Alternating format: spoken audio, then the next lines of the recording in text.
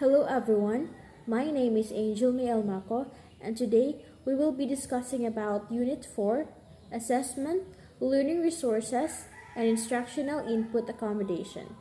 At the end of the discussion, the students are expected to first, to identify the three types of observation checklist.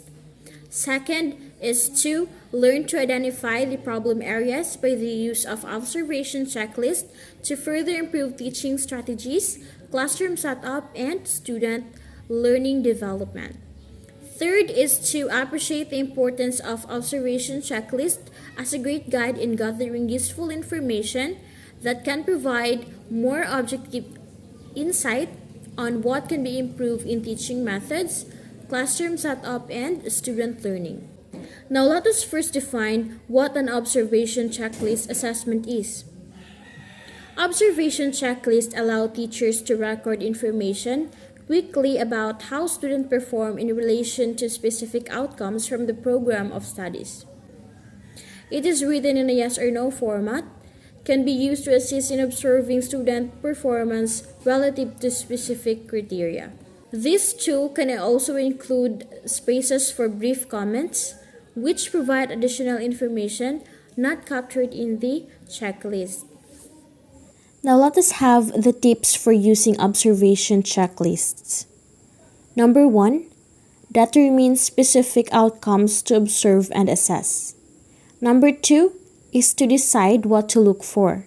Write down criteria or evidence that indicates the student in demonstrating the outcome. Number 3 is to ensure the students know and understand what the criteria are. Number 4 is to target your observation by selecting 4 to 5 students per class and 1 or 2 specific outcomes to observe. Number 5 is to develop a data gathering system, such as a clipboard or anecdotal notes, a checklist or rubric, or a video or audio recorder. Number 6 is to collect observations over a number of classes during a report period and look for patterns of performance. Number 7 is to date all observations. Number 8 is to share observations with students both individually and in a group. Make the observation specific and describe how this demonstrates or promotes thinking and learning. For example, Eric, you contribute several ideas to your group's top 10 list. You really help your group finish their task within the limit time. Number 9, the last one is use the information gathered over observation to enhance or modify future instruction. So that's the tips for using observation checklists.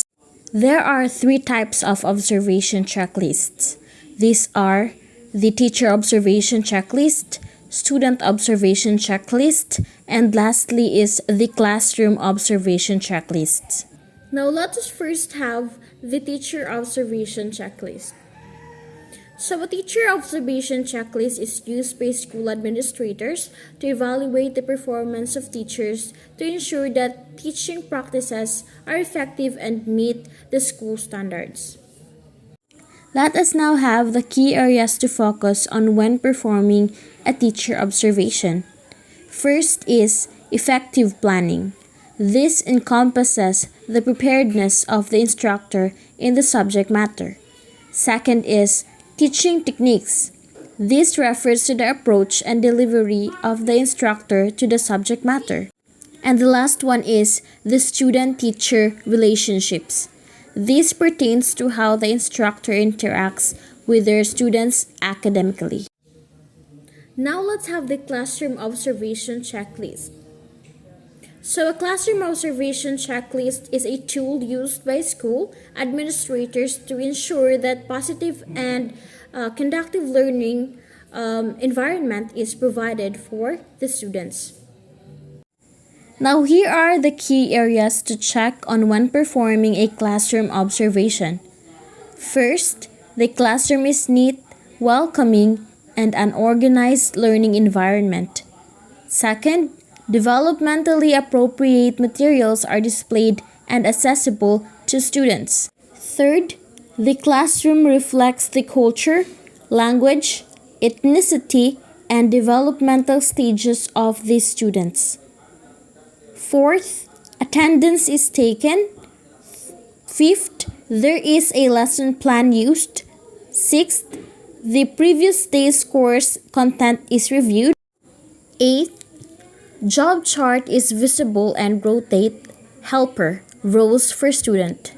For example, room cleaning, line leader, etc. Ninth, there are non-lecture learning activities. For example, small group discussion, student lead activities. 10th, there is class discussion and students are engaged and active. Lastly, the learning experiences appropriate to the level of the learning. And lastly, let us now have the student observation checklist.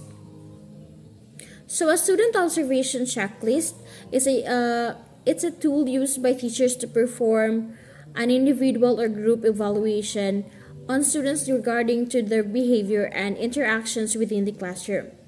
It allows teachers to examine and adjust their teaching practices to cater to the learning needs and the students' determined ways to correct the disruptive behaviors.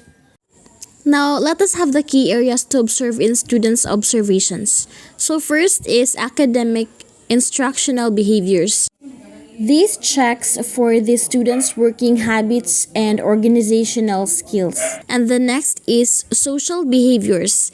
This refers to the interaction of the student with the people they've surrounded with the school, including peers and adults. And lastly is the general behavior and conduct. This area pertains to the student's overall behavior. Since we already know about the three types of observation checklist, that is the teacher observation checklist, student observation checklist, and lastly is the classroom observation checklist. Now let's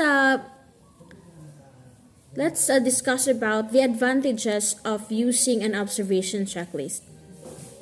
So the advantage of using an observation checklist is that it is a great guide in gathering useful information that can provide more objective insight on what can be improved in teaching methods, classroom setup, and the students' learning.